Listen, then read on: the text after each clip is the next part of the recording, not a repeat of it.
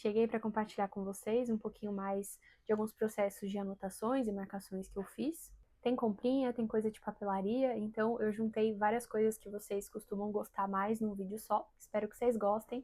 Não esqueçam do joinha se vocês gostam desse tipo de vídeo. Então hoje eu vou falar e mostrar um pouco dos bastidores do meu processo de leitura com esses dois livros aqui, que é o A Velocidade da Luz, que é um livro de ficção, e O Medo e a Liberdade, como a Segunda Guerra Mundial nos transformou, que é um livro de não ficção. Durante os últimos dias, em momentos diferentes que eu parei para marcar, para anotar, eu gravei todo o processo. Então eu vou colocar esses takes aqui nesse vídeo e depois eu vou explicar direitinho o que eu fiz. E assistindo de novo esses vídeos, eu me dei conta que são tipos diferentes de anotações. Então eu acho que vai ser uma forma legal de inspirar vocês, porque a partir disso pode surgir novas ideias de formas de vocês anotarem, enfim.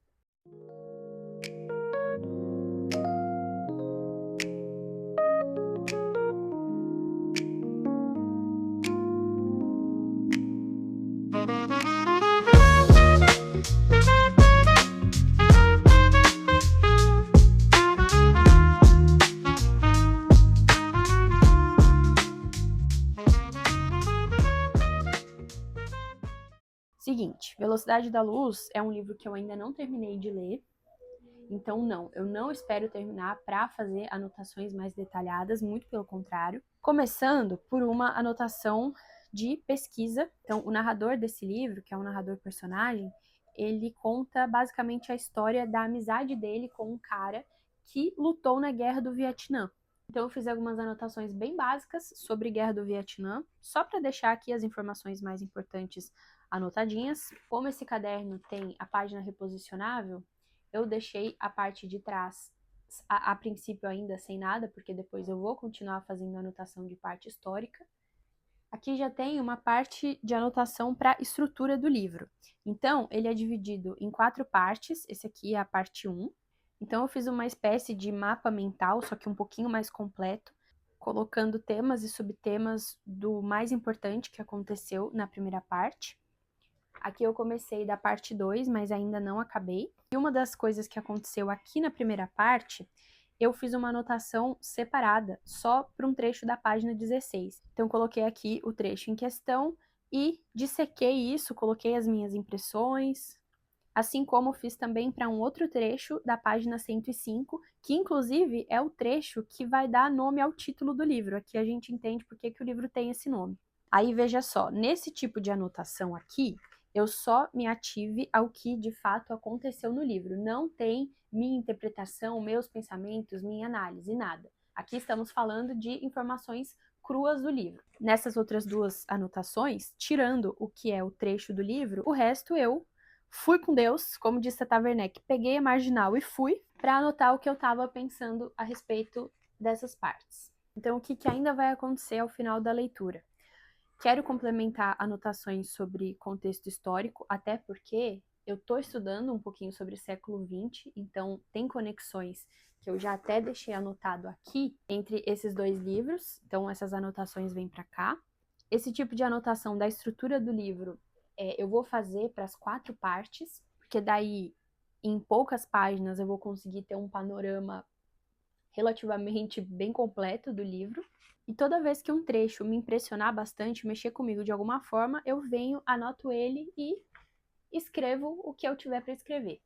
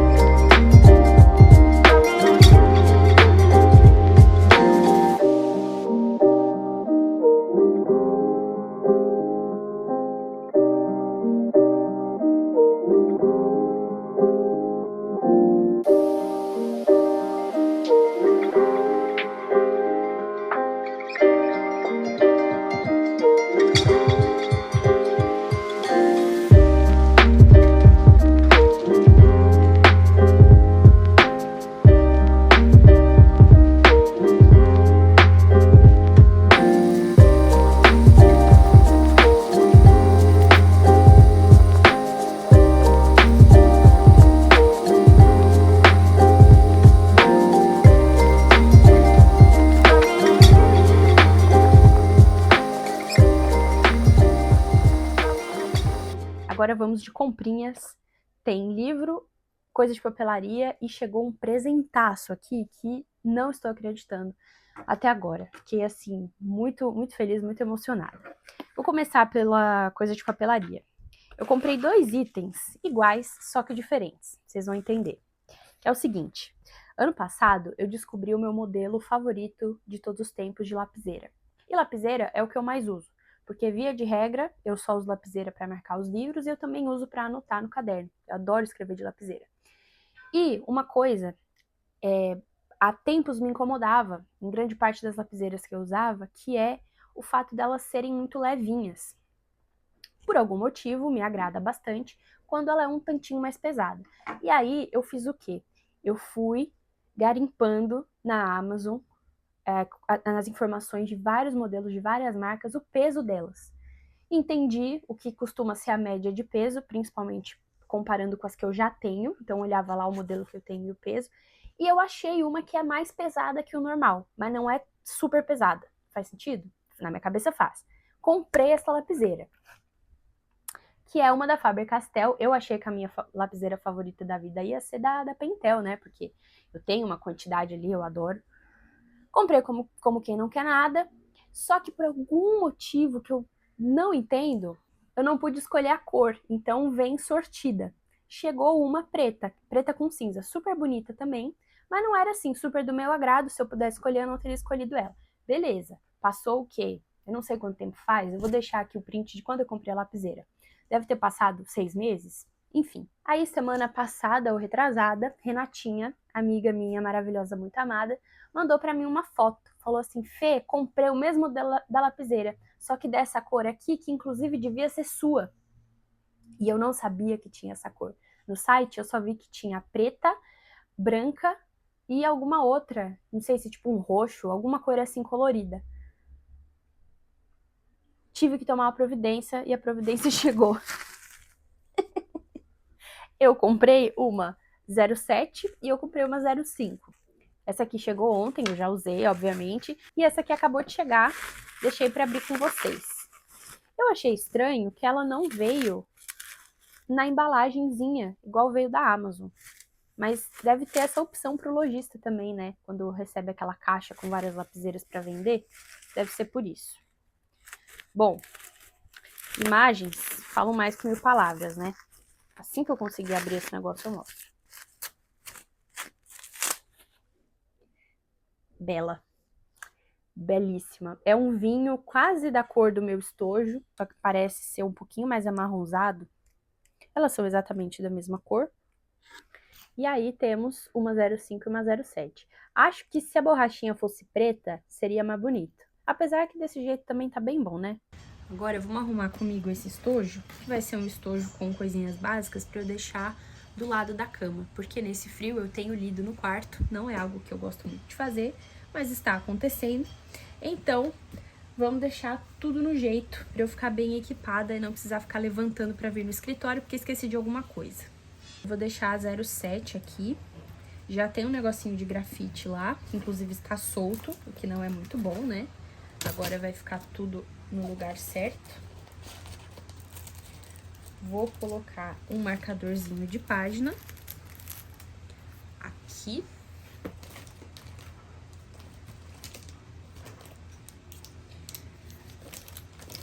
Obviamente, não pode faltar marca-texto. Então, só que tem um detalhe. O que tá lá no quarto é o 05. Então, eu vou deixar um 07 aqui. Tava falando dos marca-textos, né? Não pode faltar marca-texto.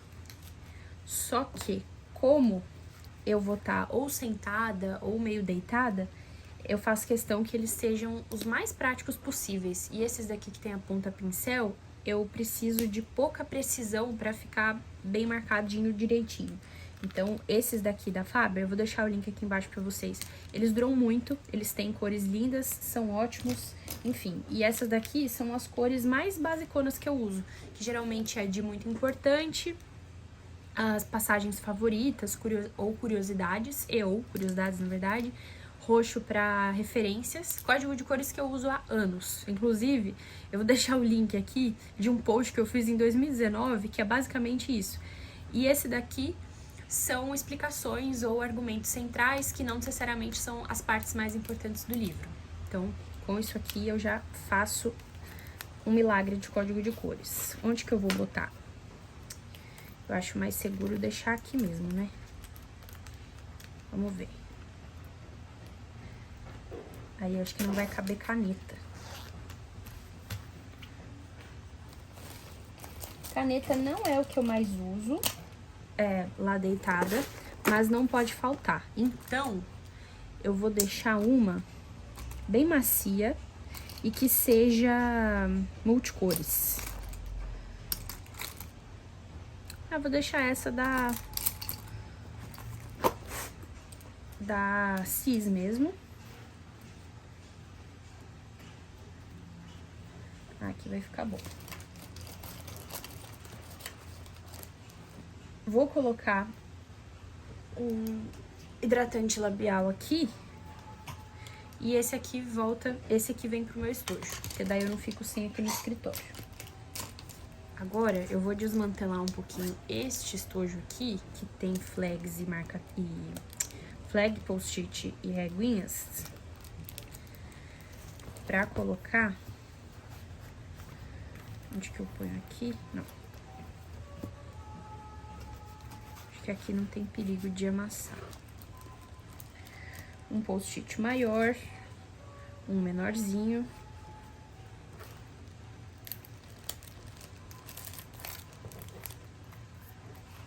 E um negocinho de flag. E eu acho que eu vou deixar uma bonitinha também. Será que vai?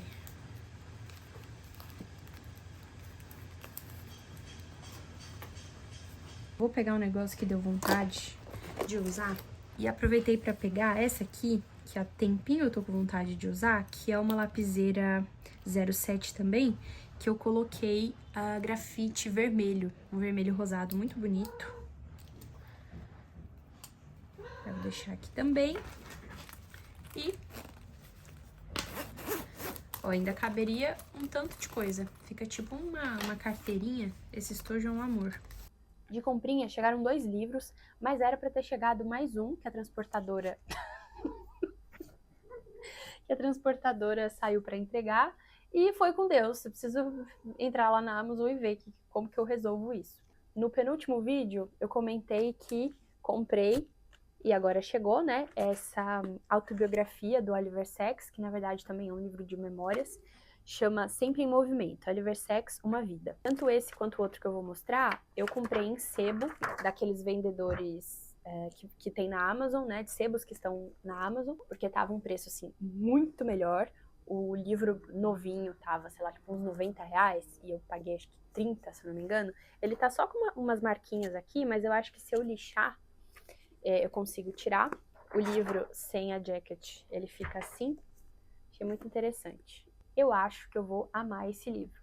Tanto porque, pelo que eu pude perceber com aquele livrinho que eu comentei no penúltimo vídeo, o livro Gratidão, eu amei aquele livro, então eu já gostei muito da escrita do autor. Eu tenho um outro dele aqui de ficção há muitos anos, mas que eu nunca li, e eu vou começar pela autobiografia mesmo. Tanto porque eu amo esse gênero, tanto porque eu acho que vai ser um mergulho legal antes de começar a ler os livros dele de ficção. Então, provavelmente aqui, ele vai falar sobre os bastidores de escrita e tudo mais, e eu vou terminar a leitura sabendo por onde que eu vou começar, sabe?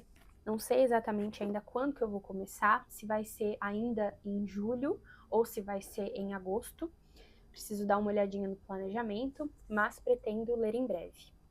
O outro livro que eu comprei foi o classicão 100 Dias Entre Céu e Mar, do Amir Klink. Eu fiz o caminho contrário que a maioria das pessoas fazem, pelo menos pessoas mais velhas que eu comecei pelos livros da filha dele. Então acho que eu já li todos que a Tamara Klink publicou, e depois eu li dele uma autobiografia desse mesmo estilo aqui, que mistura autobiografias e memórias, só que eu já tinha, inclusive nessa edição que é muito melhor, e eu esqueci disso. Simplesmente apagou da minha memória e acabei comprando essa edição. Menos mal que foi de sebo, foi bem baratinho. Aqui tá R$20, mas eu acho que eu paguei 12. Ele tá novíssimo, sem considerar alguns grifos apenas, coisa que eu adoro.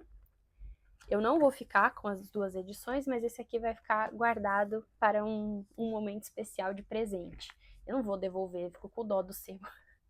E minha gente, o presente que eu ganhei, estamos falando de 3.500 páginas, pelo menos. Eu comentei num dos últimos vídeos que eu estava na saga de comprar os livros dessa série Minha Luta, do autor norueguês. E esse aqui, vai estar aparecendo o nome dele aí na tela. Aí eu recebi uma mensagem de uma seguidora muitíssimo querida e muitíssimo generosa, né? Falando, olha, eu já li, não faço questão de manter aqui. Você não quer? Eu vou te mandar, pode ser? E eu falei, quero muito, vou fazer um ótimo proveito. E eu fiquei super feliz, ainda mais sabendo que eles vieram diretamente da estante dela. E aí, infelizmente, eles não estão marcados por dentro, porque eu adoraria que tivesse os grifos dela. Mas tem alguns registros aqui de planejamento de leitura, eu achei muito bonitinho. E a maioria deles estão com as flags. Não está focando. Vamos lá. Agora focou. A maioria deles estão com essas flags, que são as minhas favoritas. Eu achei essa coincidência muito boa. Então temos aqui o livro 1, que é A Morte do Pai. O livro 2, que é Um Outro Amor. Esse aqui, não sei porque ele tá esgotadinho. O livro 3, que é o Ilha da Infância. Esse aqui eu já tinha comprado. Tô com um novinho aqui, aí eu vou ficar com esse. E o 3 já tem endereço certo. O 3 eu também tinha comprado de um sebo. E aí eu fico pesarosa de pedir reembolso do sebo. Então eu vou ficar com ele e eu vou presentear uma amiga querida com ele. Porque afinal de contas eu ganhei esses todos, né? Então os outros 2 que eu tenho aqui, eles vão para outra pessoa. Livro 4, que é Uma Temporada no Escuro. O 5, que é A Descoberta da Escrita, é um dos que eu mais estou animada para ler, porque aqui ele basicamente vai falar sobre escrita, livros, a vida dele como leitor. E o último, que é o maiorzão de todos, que é O Fim. Para quem não conhece, é o seguinte: esse autor, como eu comentei, ele é norueguês. Essa coleção começou a ser lançada em 2008. Antes disso, ele tinha lançado alguma coisa ou outra. Em 98, se eu não me engano, ele ganhou um prêmio local lá na Noruega, mas ele passou de 98 até 2008, assim, mais desconhecido mesmo. Com a publicação dessa série, desde o primeiro livro, o negócio estourou, ele ficou mundialmente conhecido, principalmente porque essa coleção é sobre ele, sobre a vida dele. E ele fala tudo. Ele não censura nomes, ele não censura situações. Eu li o primeiro livro no Kindle, eu gostei demais. Principalmente porque, primeiro, que pra mim ele escreve muito bem, e isso faz com que, mesmo que ele esteja falando de coisas simples, da infância, das memórias, da forma como ele enxerga o mundo, a forma como ele narra os sentimentos dele, como ele constrói as relações, mesmo que ele esteja falando de coisas mais banais, mais corriqueiras, para mim fica muito interessante. Então, logo no primeiro livro, eu já fiquei vendida e decidi que eu leria sim até o livro 6. Obviamente que sem pressa, eu vou ver como é que vai ser o fluxo de leitura. O quanto antes eu quero reler o primeiro livro, passar as minhas marcações e anotações do Kindle para o livro físico. Posso gravar um vídeo desse processo, eu acho que vai ser legal. Nesse primeiro livro, ele conta basicamente a infância e a adolescência dele, que foram 2 fases bem complicadas, porque ele tinha um pai alcoólatra. A situação com a mãe também era um tanto complicada. Existia uma frieza sentimental e emocional muito grande. Isso, obviamente, causou consequências psicológicas para ele. E aquele terceiro livro que eu comentei, que era para ter chegado e não chegou, é da ex-mulher dele, que também é escritora. Ela tem no Brasil uns 4 livros publicados, eu comprei um deles, e eu espero que ele seja entregue logo, né? E esta belezura, O Medo e a Liberdade, a leitura tá fluindo tão bem que toda vez que eu paro para ler, eu quero pegar ele, porque ele é um livro muito agradável, muito gostoso, a leitura flui assim maravilhosamente bem. Para ele eu tô fazendo um código de cores bem basicão, que é amarelo, partes mais importantes, rosa, curiosidade, e roxo, livros citados ou citações, que ele usa bastante aqui, ó, por exemplo, de outros autores. Código de símbolos basicão também, E de estatísticas P de pesquisa, C de curiosidade. Faço uma sumarização em algumas partes um pouco mais completas e em outras um pouco mais básicas.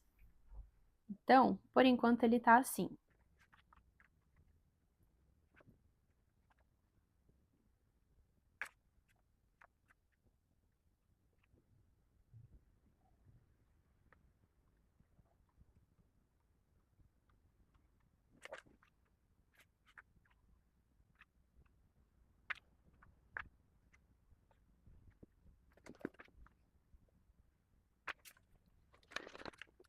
Olha só, aqui, por exemplo, eu anotei Conexão Rodney Falk, que é o personagem que esteve na guerra aqui na Velocidade da Luz. Então, depois eu preciso parar só para juntar o que tem de conexão aqui, também com Os Anos, da Annie Ernaux, que o pano de fundo é o século XX também. Então, tem conexões principalmente com esses dois livros. Aí eu volto, pego essas partes que estão marcadas com a conexão e desenvolvo a anotação no caderno. Me conta o que você achou desse vídeo. Se você tiver sugestão de algum vídeo, pode deixar aqui embaixo. Nós nos vemos muito em breve, ou domingo ou segunda, mas para todos os efeitos, sempre estou aqui 2 vezes na semana. Um beijo e até o próximo vídeo.